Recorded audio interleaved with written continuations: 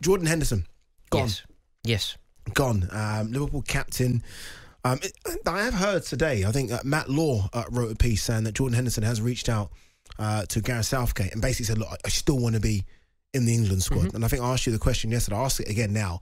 Do you think Jordan Henderson is in the next England squad? Yes, I think he's in the next one. Whether he will play for England when England play in Germany in the Euros next year, I don't know. I think there's some jeopardy around that. I think we will have to learn and see the player that he is then. But I think in terms of the next squad, I believe that there is enough credit in the bank for Jordan Henderson to still feature. Yeah, I was actually thinking about this. Obviously, look, Declan Rice, clear. Jude Bellingham, clear.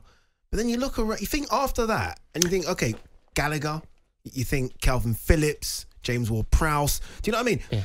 He's lucky there isn't that, unless Trent and John Stones potentially move into that midfield berth, there isn't that other, is there? Well, the other thing is, Addy, when you think about what he brings to that midfield, he isn't really competing with Jude Bellingham or Declan Rice because he brings a completely different property. He brings a completely different approach to the game and a completely different level of experience. So he isn't really competing with them for a place in the team. I think he's competing to play alongside them. And which he forced his way in. Well, think about his contribution. Like, I was at that game in Qatar when England played Senegal, and he was a man possessed. He was the personality of the England team. He was he was everything that you needed on the pitch that day. You know, the intensity, the tenacity, the aggression, the spirit. It was all Jordan Henderson that day. And it's all very well to talk about the brilliance of Jude Bellingham and the almost imperious nature of Declan Rice, and it's totally true about both. But those players can't really compete with Henderson at the moment for what Henderson has. And what Henderson has in abundance, those players are still learning.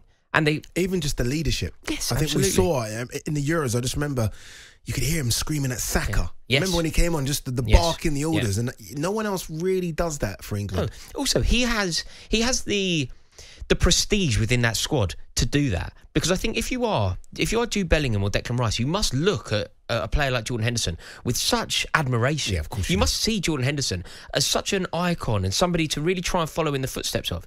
You know, Jordan Henderson made the most of his career. He embraced every opportunity that he was given. He worked so hard. He was a consummate professional on and off the pitch.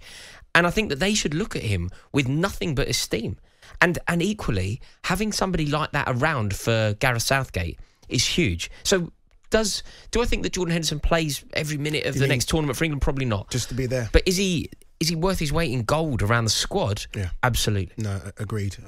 Jordan Henderson looks like that deal to Al-Ettifaq looks like it's going to be confirmed in the next couple of hours maybe, but certainly in the next couple of days anyway, after Jordan Henderson released a video saying goodbye to all the Liverpool fans. I can't believe I honestly, I'm very do you know what though? As much as it's sad about Jordan Henderson leaving the Premier League, presumably for good, you know, presumably he doesn't play in the Premier League again. Yeah. It's sad and we are losing an icon. You know, he's a Premier League icon. But do you know what we should probably take into account here? This is really bad news for Liverpool. It leaves a gaping hole in their midfield. And if Fabinho now follows it up as well, this is potentially really problematic for Liverpool, don't you think? Potentially. Unless you know, we spoke to Alex Crook earlier and we discussed the players that could still come into Liverpool. But unless Liverpool really do shrewdly replace the gaping hole left by all of the players that have left Liverpool, but especially Jordan Henderson and Fabinho, I feel like the midfield that was such a problem for Liverpool last year could be a problem next year. Yeah, no, I completely agree with you. I think you was going to mention the others. I'm not too worried about Keita and, to an extent, James Milner. I get, having him around the club's fantastic. Ox barely played for Liverpool in the last couple of years because of his injuries. But I think Fabinho and Jordan Henderson would have been key this season in terms of the integration of all these new players coming in to play alongside those two. I think Fabinho would have started the season.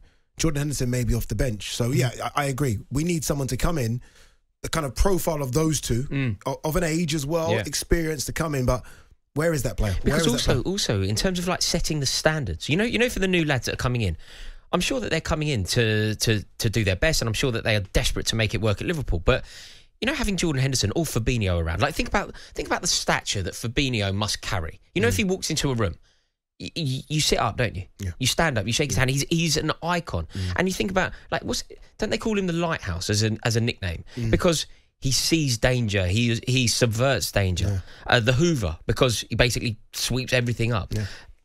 I think Liverpool need that. They need somebody with that prestigious. Well, let's see what the new sporting director and Jurgen Klopp can do. They found Fabinho, right? They got him from Monaco from a good price. Let's see if they can find another Fabinho. They're out there, just got to find him.